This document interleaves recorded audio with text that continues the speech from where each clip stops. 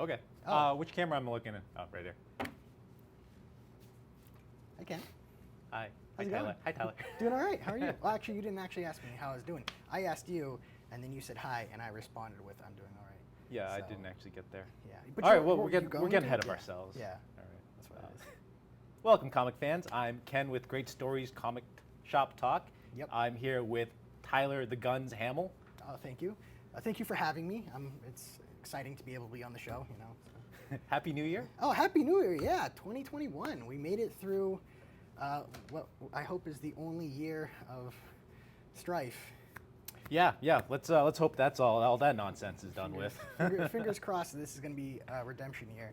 Well, I'm glad that you dressed up for the show today. Yeah, I did. I thought, you know, since Thor is a big buff guy, Yeah. and I'm just fat enough to look kind of buff, that I could pull it off. Yeah, I think sitting behind the table that helps because we only can see this. Yeah, part. you can see like the chest up. You can't see my massive gut below the table.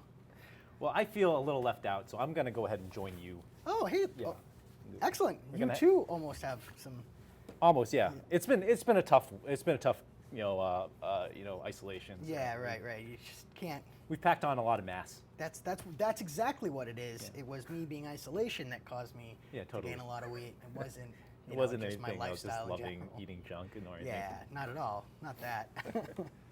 So let's talk Thor. Yes, we're back and we're talking Thor. Yes. And it's been a few months since the last time we talked. And I was Yeah. kind of hoping we would have more than just one issue to talk about, but we only got so far part 2, Yeah. issue 10, part 2 of the Prey arc. Yeah, which I expected to be able to cover at least 2 more issues by this point because, you know, it's been a couple of months since we've been able to do this.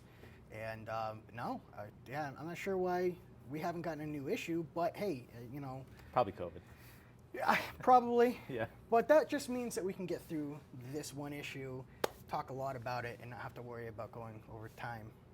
Right, and this was actually a very fun issue. This was Yeah. a lot of action in this issue. Yeah. And if for those of you who remember us kind of in despair about the fact that issue 8 had a cover that just did not have anything to do with the actual book, the end of the what was that arc? The Hammerfell. yes, the second issue of the Hammerfell arc just completely failed us with the cover art. Got us Yeah. really excited, and then it was kind of bland. Yeah. This is the exact opposite. The cover art actually makes sense, and it was a lot of fun.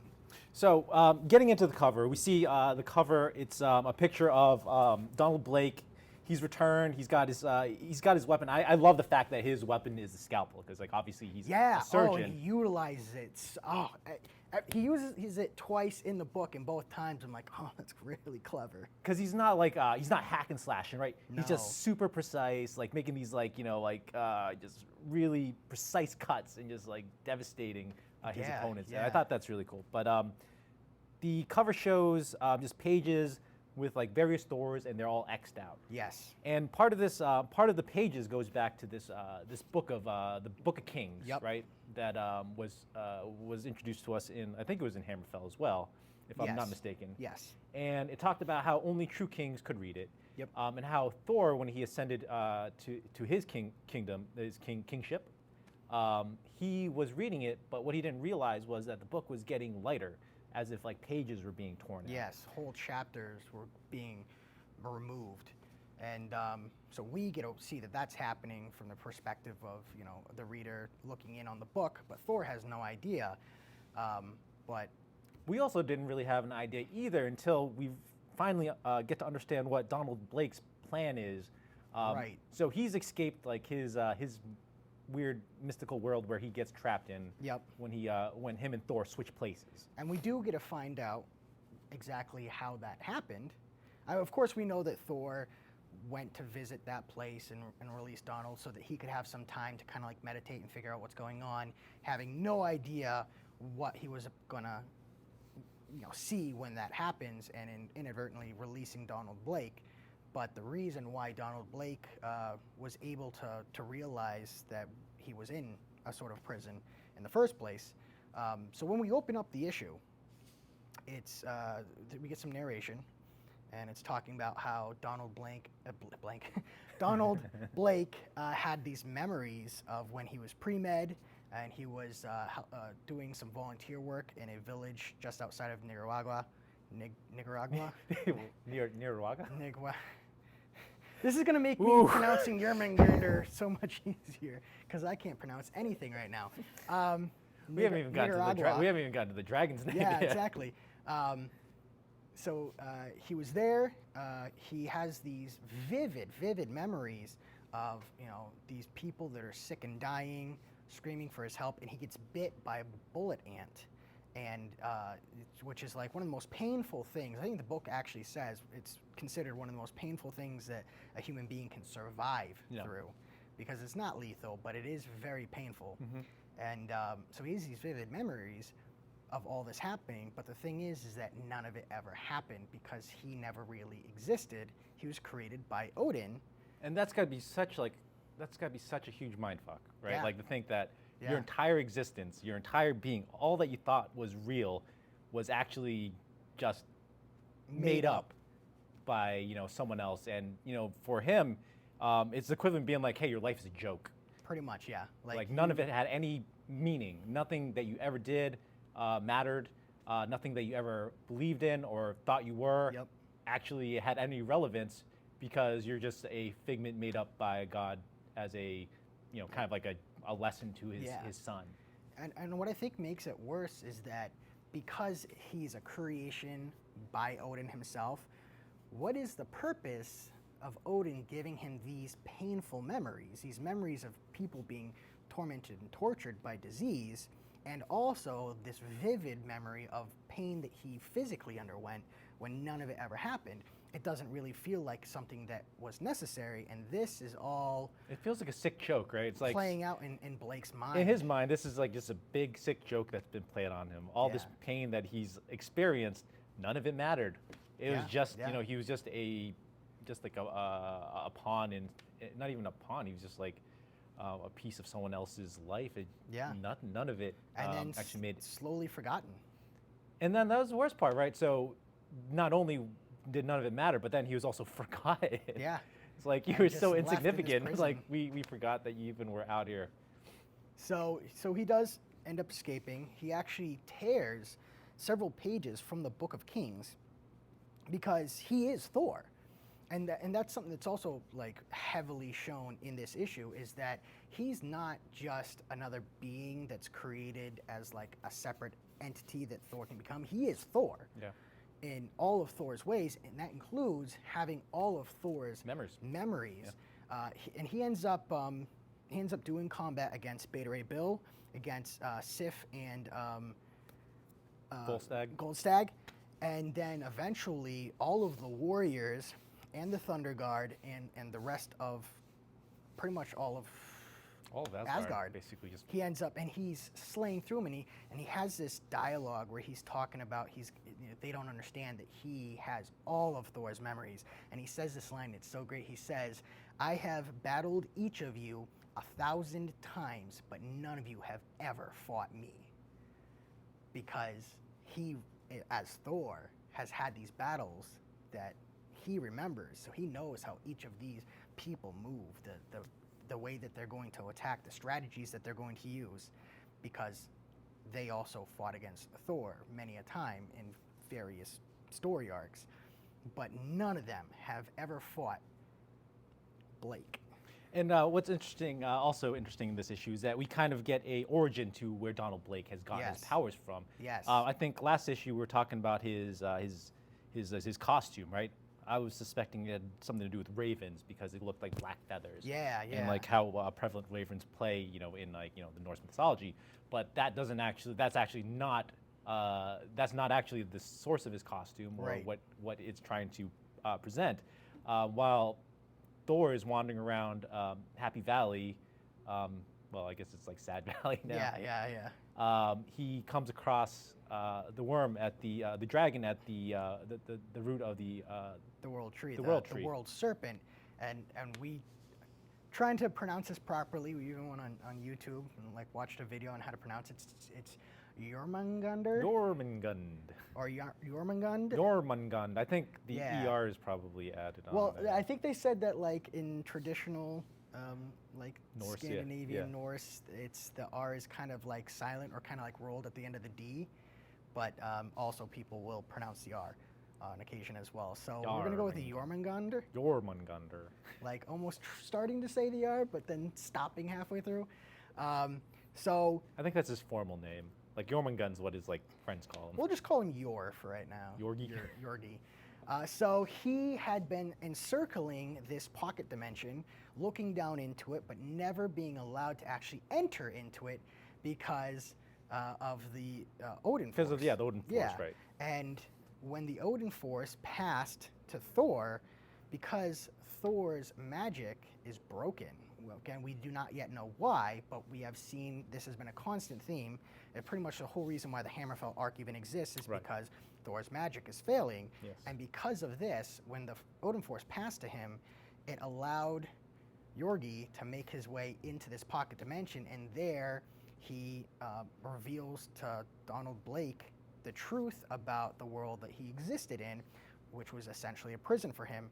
And he coaxes him with a bit of his own power to try and like take him in as like a second serpent to face off against the bird. As for those of you who remember in the last video, the last issue was talking a lot about the balance between the golden bird and the serpent and their constant fight for against each other for eternity. And he's trying to recruit Donald Blake to be like, hey, come join me, fight on my side, and we'll take down these guys. And Donald Blake's just like, nah, we're not gonna do that. Yeah. And he literally he slays the dragon. Yeah. And takes his power for himself. Just takes it all, and then creates that outfit, that armor from the hide of the world serpent. It's like it's dragon scale armor. Yeah, yeah. Which just makes it that much more intense awesome. because this is like the world serpent, and he just slays it.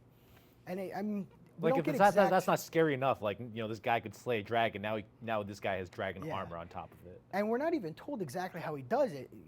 Jormungandr literally just says he slit my throat from beneath me, and then took his armor, took my hide for his armor. When obviously Odin set it up so that when Donald Blake and Thor switched places, that he would go to this place. Right. He would have figured that knowing the power that Donald Blake had, because since he created him, he must understand this. That he would have taken his weapons away from him when he sent him here. It's like, wow, you sent him there with this scalpel. That seems like really let's irresponsible. Talk about the scalpel, because this is intense. He does throughout the issue.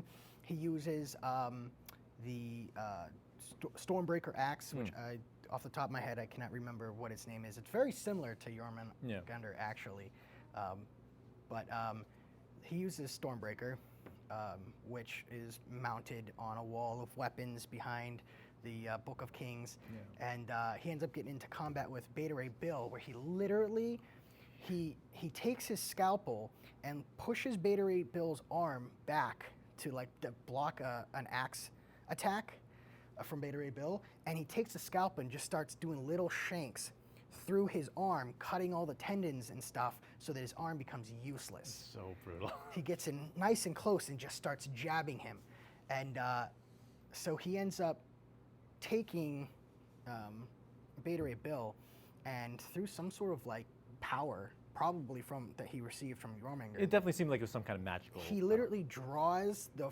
Thor force out of him, taking away because he's got that weird horse face. He removes his helmet, right? And not only does he draw the Thor force out of him, he takes his horse face off.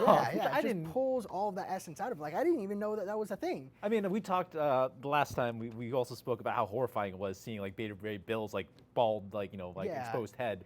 But now without the horse part of his face as well, it's just kind of it almost looks like if you took Melvin the Martian's head mask off of him, and it's just just his 2 eyes, big black head and his eyes. It's just blank. It's a blank. Yeah.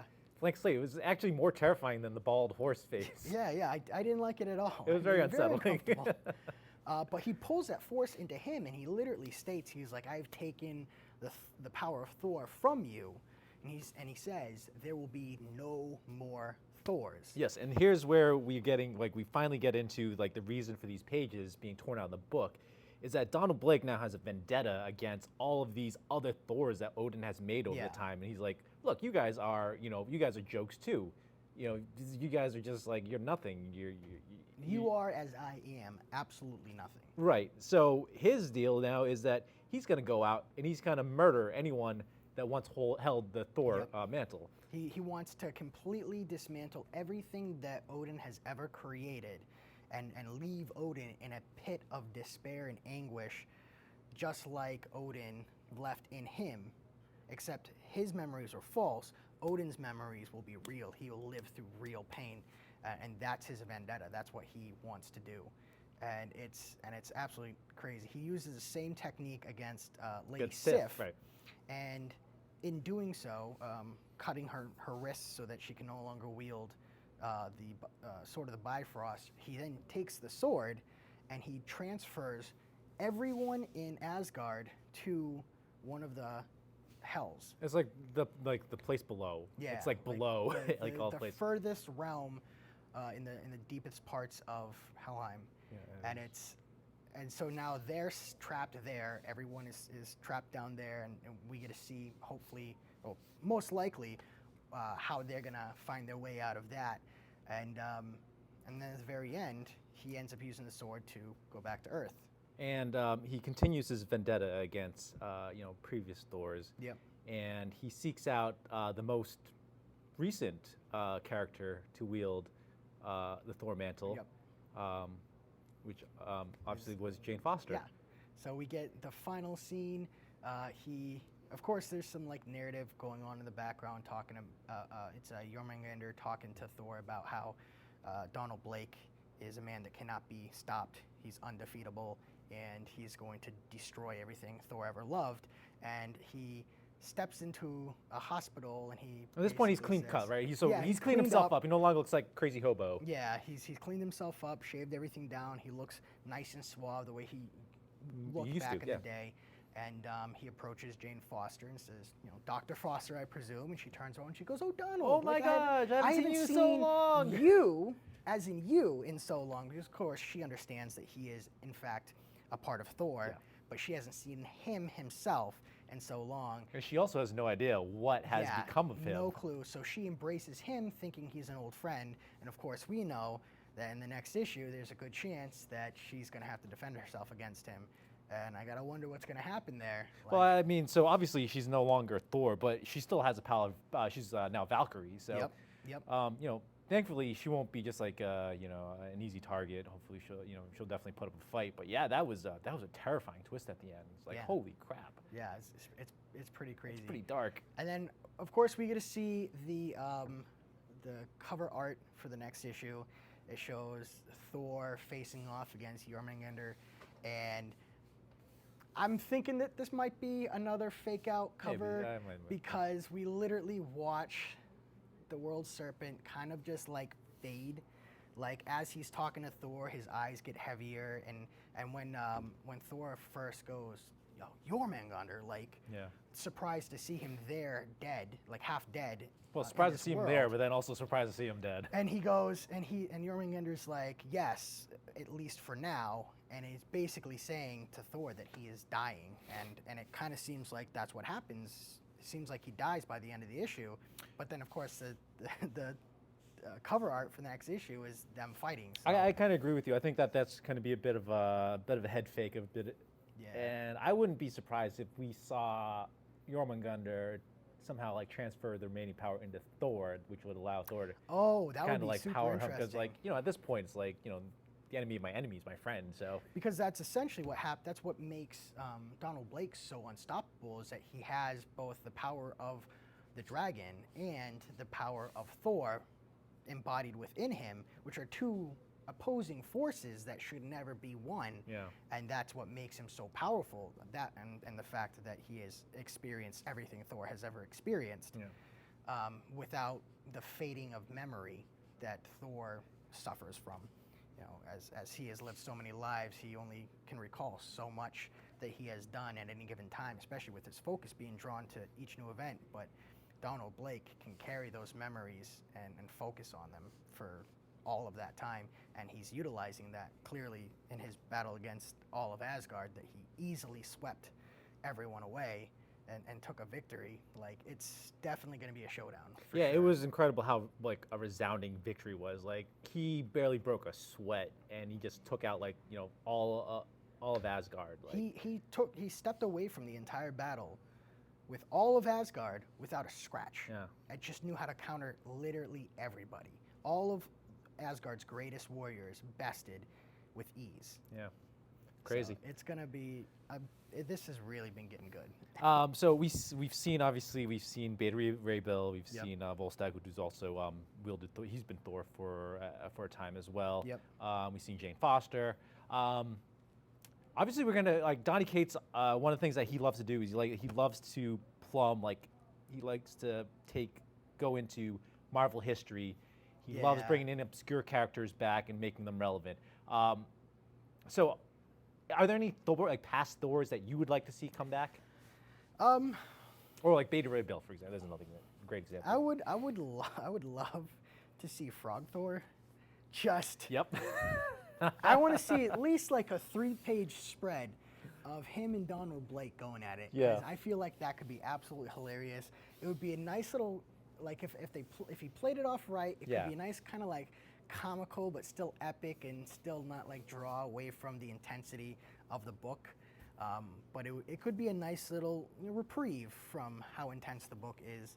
Absolutely. And Give it us would some just be Throg. wonderful to watch. It'd be absolutely wonderful to, well, I say watch, but that's the way I kind of read comic books. Is Yeah, I it's kind of see like it play out in watching my like mind, yeah. an action flick. Yeah. I totally think I could see it happening. It's been so grim and so dark. Yeah. And Donny Cates does like to inject a lot of like levity, a lot of humor in his story. Like as we saw with like Adam Aziz and like the Hammerfell, right? Yeah, It yeah, was like a great way exactly. to kind of like uplift after like a very heavy Galactus arc. So I think throwing in like Throg would be just so much fun, and I'm right with you. Yeah. I hope we see that. And I don't know if you noticed, but he's actually on the cover. He's right Oh, here. is he? Yeah. Oh, he's on one of the pages. So I don't know if that's like a spoiler. Maybe. And then I do have to consider the fact that we've got all this going on. Donald Blake is clearly like the most adverse character to Thor that we've gotten so far. Like this is clearly he's literally Thor with the power of the world serpent fighting against Thor, whose magic is broken. Yeah. And like this could be an epic battle, and all of this is like is at the forefront while we still have that backdrop Yeah. of Thor's vision of his true end. Like we know that this isn't going to be the end of Thor, but it's going to be a great battle. Yeah. But we still know that we're waiting for Thanos to come Thanos with to the come in frickin' with a Infinity Gem encrusted Mjolnir and an army of undead heroes. So like, it's going to be a build up for sure. Yeah, and I do believe Donny Cates has said in interviews that Black Winter, the big bad in the first Yeah. arc, also we haven't seen the last of him. Oh yeah, I can't imagine that we have. For sure. So we got a lot more craziness to come. I love this. I'm Yeah, loving this has run. been great. This is probably one of my favorite books pretty much ever now. That it's been so well done. It's kept me on my toes. There's so much going on, with the exception of just that one issue. That you know what? It wouldn't have even been so bad. It if wasn't a for bad that issue. Cover. Yeah. That cover just raised my expectations, and then it was very just kind of relaxed. There was no monsters. There's no- Adam fighting the frost giants. There was like 2 seconds of Thor and Tony Stark duking it out, and then they're just like, we're just joshing around, and then that was it. There wasn't much essence to it. So I feel like if we didn't get that cover, I probably wouldn't have so much of a problem with it. So I guess I just gotta kind of hang. I with mean, that. I mean, we're getting down to pretty nitpicky, like Yeah, criticisms. yeah. Like if that's like the worst problem that you have with this run, I would consider that a rousing success. Yes, it's absolutely, great reading a series and like reading something and being like, this could very well be like one of those like all-time great runs where we look back like 5-10 years from now and say like, dude, that Donny Cates Thor run, Yeah. like one of the best ever. I'm definitely holding on to all of my books, and I still can't get a copy of 2 or 3. Yeah, number So- 5 is a pricey book too. Yeah, number 2, number 5, they're like like $50 books. Yeah, At yeah. least last time I checked. I don't know what they are now. I but think I have a copy of issue 5, but I'm not 100% sure. Well, if you have, hold on to that. It definitely feels like this will be a series that will have staying power for years to come. For sure. Especially, I mean, reintroduction of Donald Blake, awesome. Reintroduction of a lot of. I feel like we're gonna get a lot of new characters. I do too, and like this iteration of Donald Blake is not like this is not the same Donald Blake that we had from like back in like Journey's. This is pretty Journey much a history. brand new character because we're diving into a history that he didn't have before. Yep. So And now he has powers that he didn't have before either. And if I'll be honest Great heel with you, turn. If he isn't outright defeated, like to the point where he no longer exists, I could see a run of Donald Blake, even one where he constantly battles back and forth between his desire to do good as Thor, but also his, unchecked hatred of everything that his life has been. If he had his own run, I'd probably read it. I'll be honest It'd be with interesting to see where they take his character Yeah, arc. yeah. He definitely feels like, at very least, he could be a very powerful recurring enemy for Thor. Yeah. But they could also switch him up because at one time he was he was Thor. Yeah, he was somebody that his desire to help people didn't come from the fact that Odin created him like that. It came from the fact that he was Thor.